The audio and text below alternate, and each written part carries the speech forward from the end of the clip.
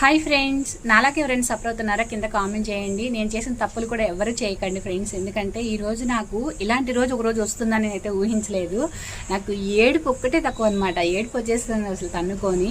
ఎందుకు చెప్తున్నానంటే, ఎవరైనా సరే లేడీస్ ఏదైనా వర్క్ నేర్చుకోవాలి అంటే బెస్ట్ వర్క్ ఏంటి అంటే టైలరింగ్ అని చెప్తాను ఫ్రెండ్స్. ఎందుకంటే ఇంట్లో పని అంతా కంప్లీట్ చేసుకొని చక్కగా మిషన్ ఎక్కేసి ఇచ్చిన బట్టలు కుట్టుకునేసి మళ్ళీ వాళ్ళే బట్టలు తీసుకెళ్ళడానికి వస్తారన్నమాట. బ్లౌజులు ఇచ్చేది వాళ్ళే, తీసుకెళ్ళేది వాళ్ళు. మనకి ఎటువంటి కష్టము లేదనమాట. ప్రశాంతంగా ఇంట్లో కూర్చొని కుట్టుకున్నా కూడా నెలకి 15-20 వేలు సంపాదించుకోవచ్చు ఎటువంటి కష్టం లేకుండా.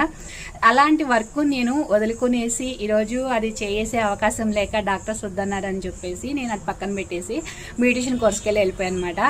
నేను బ్యూటిషియన్ కోర్స్ నేర్చుకున్న తర్వాత నేను బ్యూటీ పార్లర్ వర్క్ కూడా చేశాను. అక్కడ నేను శారీ బాక్స్ కోడింగ్ చేస్తే అక్కడ వచ్చేసి 350 రూపీస్ అనమాట. వాళ్ళు 350 తీసుకొని అందులో కమిషన్ తీసుకొని నాకు కొద్దిగా ఇస్తారనమాట. నాకు మరి బ్యూటీ పార్లర్ లేదు కదా, పార్లర్లు ఉంటే నాకు కూడా 350 ఇద్దరేమో. పార్లర్ లేదు కాబట్టి ఇంట్లోనే కాబట్టి నేను ఏం చేశాను, 250 పెట్టుకున్నాను. బట్ 250 కూడా ఎలా అడుగుతారు తెలుసా ఫ్రెండ్స్, 200 చేస్తారా, 150 చేస్తారా అనేసి అడుగుతుంటే ప్రాణం వెళ్ళిపోతుందనమాట.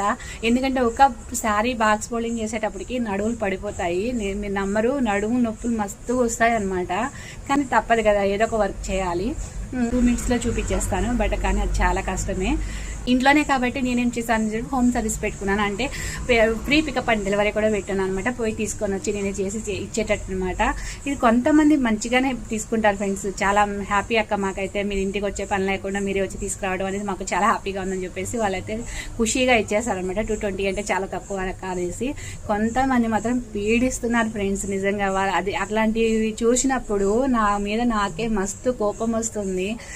ఇంత హాయిగా ఇంట్లో వర్క్ చేసుకొని ఉండేది, ప్రశాంతంగా ఉండేదాన్ని. ఇప్పుడు ఈ వర్క్లోకి వచ్చి ఇలా కష్టపడేది అవసరమా అని అనిపిస్తుంది. కానీ ఏం చేయాలి ఫ్రెండ్స్, అది చేయలేను, ఇది చేయలేను. చేయలేకపోతే ఎట్లా అనేసి నాకు నేనే సర్ది చెప్పుకుంటున్నాను అనమాట. ఇది చాలా చాలా తలకాయ నొప్పి. ఒకసారి భలే ఏడిపోస్తుంది, కానీ తప్పదు కదా.